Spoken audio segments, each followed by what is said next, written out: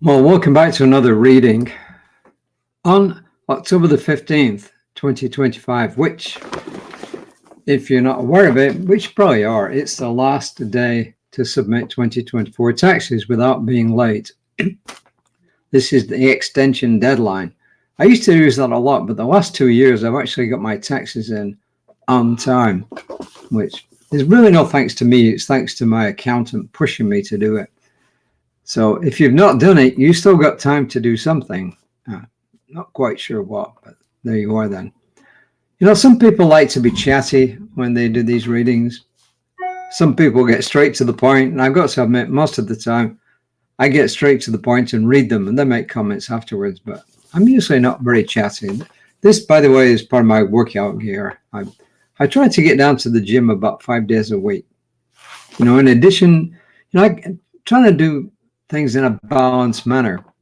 My go-to thing first thing in the morning is either a walk outside, followed by some quiet time, some prayer time and some quiet time, or the opposite, some prayer time and some quiet time, and then after that, maybe work out on our glider here at home or go outside afterwards. So I try to do that. Well, the prayer time, quiet time is like a 7-day-a-week deal. Sometimes when things get in the way, it gets put back until later in the day, but there you are then. So I just thought I would be a little bit chatty for once. And, well, so let's get on with it now. The first quote is from Orin, it's Moon or Moen, M-O-E-N.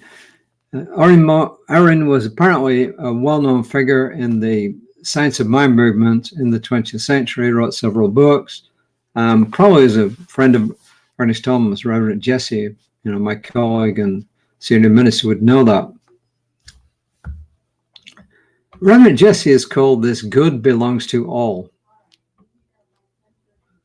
Orin says, when we treat correctly, we treat for what we want, not for what we want to get rid of. We live in the answer. And a perfect example of that would be if somebody comes to you and they say that they have, like, I don't know, like they got a major head cold. You don't treat for the head cold to go away. So if somebody comes to me for a practitioner session and they say, I've got this horrible headache and I want it to go away, I'm going to say to them, well, what do you want? And I'm going to repeat that until they tell me what it is that they want. And then that is what I'll treat for. If they come and say, well, I really want to I want to get rid of this debt I've got. So what do you want? Well, I want to get rid of the debt. What do you want? Well, I would actually like to have a positive balance in my bank account and no debt. Well, what would you want? I would like to be free and clear and have a positive balance in my bank account. So you get what he means. So when Orin says, when we treat correctly, we treat for what we want and not what we don't want. And we live in the answer. And Ernest Holmes always said, we don't deny conditions. If there's poverty, we don't deny it, but we look at poverty straight in the eye and then we turn away from it in prayer and we pray for what we want, which is everyone to have a good life, everyone to be prosperous in their own way. Anyway, this next piece is Pray and Prosper, 1974. It's another posthumous publication from Ernest Holmes. He died in 1960. And he says, the creative energy of spirit must be limitless because it's infinite, right? Therefore, we can set no limit to the possibility of what it can do for us. Undoubtedly, it is able to give us infinitely more than we have expected, understood, or even accepted. It's able to do that, he says. We must believe that it will not only make the gift, it will also, out of its own energy, out of its own power, out of its own being, create the way, the method, and the means through which the gift is to come to us. And that's important. We'll get back to that shortly. This is the reality that prayer deals with. Infinite in its possibility, ever ready to respond, the creative spirit awaits our recognition. We must learn to have faith, to walk in the light. And this next part talks about community. Whenever people meet together for prayer and spiritual communion, a field of faith is created that reacts on anyone who enters it. An atmosphere of reality has been recognized. A new vibratory law has been set in motion. It is easy to break one twig, but if we bind many twigs together, they become, well, effectively, unbreakable. In group consciousness, the individual faith of each member is strengthened through union with all the others. And there he's talking about community in the light of prayer. But community is also wonderful in the light of helping us to live balanced lives and also to feel better mentally as well as spiritually. And this is what Reverend Jesse's got to say. He says, if one with God is a majority, many people combined in intention compose a supermajority. We've all probably read about the effects of group prayer and may have engaged in it among our circles with our loved ones.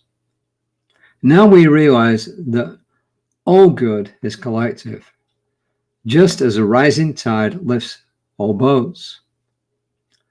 Even before any overt prayer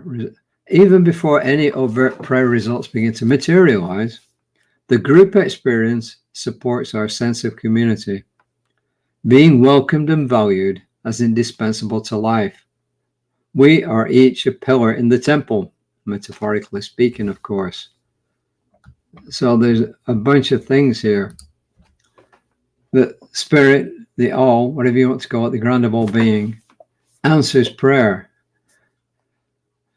And obviously, the more stronger our belief, the stronger our prayer is answered. And if we're prepared, as we said, to be flexible as to what we get, then we allow something that sees much greater than we are to give us exactly what we want. And then also, we're told that when we do this in community, the prayer value is even stronger than the individual. And as I said, there are many, many benefits to community, not just prayer, not just mental health, but just general well-being, and help us to support each other. So those are my offerings for today. Reverend Jesse has given us an affirmation. He says, I now allow the divine wholeness to flow through me in ever-widening circles of activity.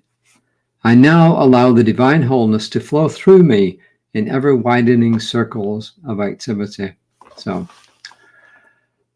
as I mentioned at the beginning, it's Extension Tax Day, October 15. So if you've not done it, well, I don't know what to say. But I am knowing for each and every person here that they feel that sense of community, either physically where they go or just spiritually and mentally online. So I'm knowing that each and every one is supported by this getting together, this community. And I release my word into a divine law that always says yes. And so it is. So remember, my colleague, Reverend Lisa, will be on tomorrow at 9:15. Sometime today, practitioner Danielle Johnson. I got to keep thinking about her. She changed her name recently. Danielle Johnson will be doing a midweek meditation. So look out for those. Those will be on Creative Life Spiritual Center's Facebook page. You will see me on whatever social media outlet that you use to watch this. So hope you have a wonderful rest of the day. And until next time, namaste.